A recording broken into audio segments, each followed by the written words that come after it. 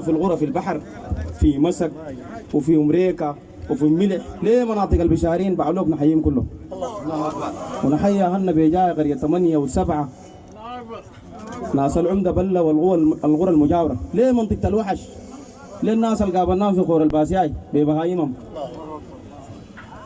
يا جماعة صراحة المعركة دي وما أنسى برضو الغرفة التجارية ومواطني مدينة حلفا ونهر عطا.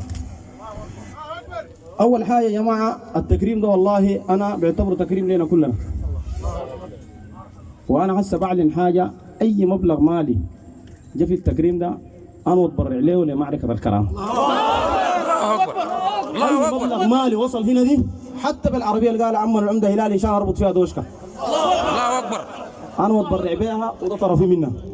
الله أكبر. طيب الحاجة الثانية يا جماعة أنا وقت وصلت حلفة دي ومحلية علفة القوات المسلحة دي أنا ما جديد عليها. أنا يمكن الوالد الله يرحمه كان عسكري بتاع ضابط الصف وتربيت في سلاح المدرعات، بعرف الجيش تمام، لكن يا جماعة الجيش ظلموه، الجيش ظلموه بالواضح. عشان كده احنا دايرين نبدأ بعد المعركة دي خطوة جديدة في السودان. وأي زول شارك في دمار الجيش دمار البلد دي لازم يتحاسب. الله أكبر. ده أنا بقوله كلام واضح ولا خايف من زول، بخاف من الله الخالقني ده. الله أكبر والله. القديم يتحاسب عارفينه اتدمر الجيش، والجديد برضه كان اهمل يتحاسب. لانه انا لو جيت حلفه دي نهر عطبره هنا دي استلمت الموقع ده من قوات الدعم السريع يمكن سلموا لي لانهم سودانيين وناس ابن المنطقه. الله اكبر. سلموا لي بطعم، لكن احنا استلمناه بعربيه فانتي منفوخه. الله اكبر. لا عندنا كلاش لا عندنا طبنجه. البلد مهموله وكله كانت مؤامره للقوات المسلحه. الله اكبر. والكلام ده انا مثبت باثباتات.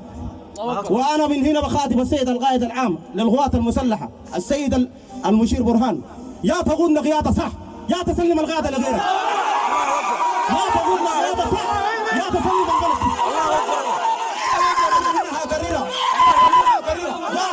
يا صح يا سيد برهان يا تقود الجيش ده. الله تربيت حكم من صغير قوات مسلحه نعرفها يا تسلم الراي لغيرك.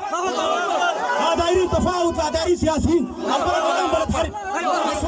نسواننا في الخرطوم اغتصبوا بيوتهم انتهكت. زملائنا الان مقفولين في القياده العامه. لواء لاول مره في تاريخ السودان لواء يستشهد. لواء يستشهد. الله اكبر. والله ثاني في السودان. الله اكبر. واي زول داير يلعب في البلد دي والله ما انا جامله. اذا كنت حزب اذا كنت غيرك، انا شخصيا لا تابع لحزب ولا تابع انا تابع للشعب السوداني. ولا معبر من جهات خارجيه ولا معبر من حزب. والكلام ده انا ثابت عليهم. وانا هسه ماشي كسل ولايتي مستعد والله لو في تبليغ للخرطوم بالغ. لكن الفوضى زمان. الله اكبر. الله اكبر. الفوضى زمان ولا يا السيد الرئيس المنطقه دي انا قعدت فوق وبعرفها مآسيها، اكثر ناس احوج للسلاح. الله اكبر. جيب السلاح ده نوزعه، احنا بدينا وخاطبنا السلاح لازم يجي. الناس في وش المدفع السلاح ده لازم يجي يتوزع في نهر عطبره، يتوزع في حلفه. اي زول لازم يحمي عرضه ونفسه. وانا من هنا مش عشان لابس الكاكي ده، انا باعتباري ساير من سوار ابناء هذا الوطن. والله مستعد لو نزلوني من الجيش اشتغل بجلابيتي. والله من الليله الزول عنده ساطور، عندك سيف، عندك هنا اجهز يا زول. من هنا طوالي تكفي الناس وين تكفي الاخر خط العدو وين؟ مدني تكفي الفوش مدني. البلد دي ما دايره مجامله يا جماعه تضيع زمن. دي يا سيد الرئيس يا سيد الرئيس برهان يا قودنا قياده صح يا سلم القياده. كلامي ده واضح ولا برجع منه. الله اكبر. الله اكبر. الله اكبر. الله اكبر.